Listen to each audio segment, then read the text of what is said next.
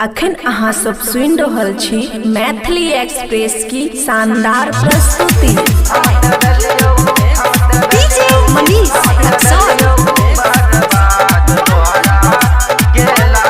खुशी recording studio बलुआहा।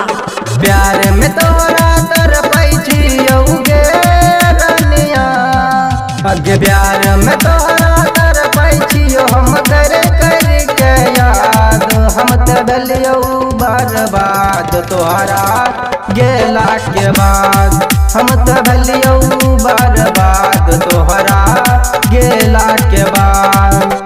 बड़ी आसानी से हमरा से तू हो गेलही आजाद, हम त भेलियौ बर्बाद तोहरा गेला के बाद। हम त भेलियौ बर्बाद तोहरा गेला के बाद।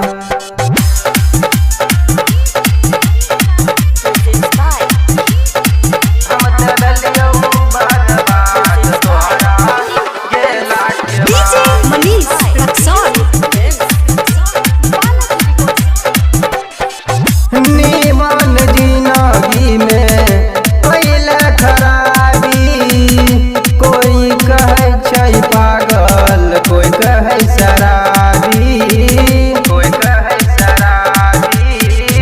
नीमन जिंदगी में पहले खराबी, कोई कहे छै पागल, कोई कहे शराबी।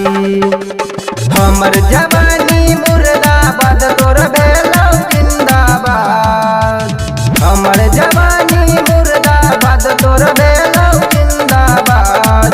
हम त भेलियौ बर्बाद तोहरा गेला के बाद, हम त भेलियौ बर्बाद तोहरा गेला के बाद।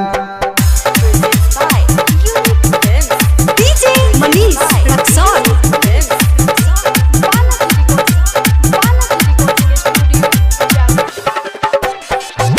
मरली कपार यार हमारा करेज में, जाके खुश होई भी अपना पिया संग सेज में, पिया संग सेज में।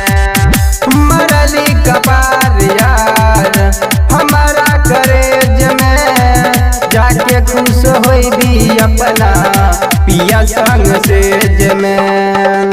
पिया हवा से लेट होई भी गे रनिया, पिया हवा से लेट होई भी रोजे रोज सवार।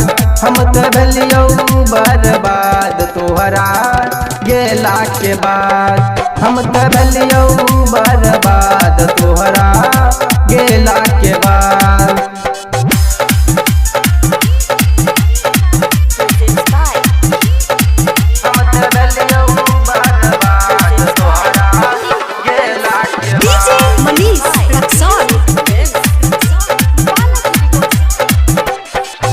बाहरे के प्यार सुने ओ हर जाई, राजेश दीवाना के मिलना दर्द के दवाई, दर्द के दवाई।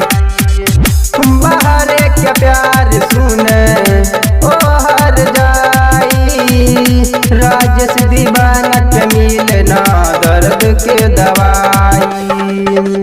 जमा जब बेदर्द के बुझल गे रनिया, जमा जब बेदर्द के बुझल किया मंदिर पक प्रसाद।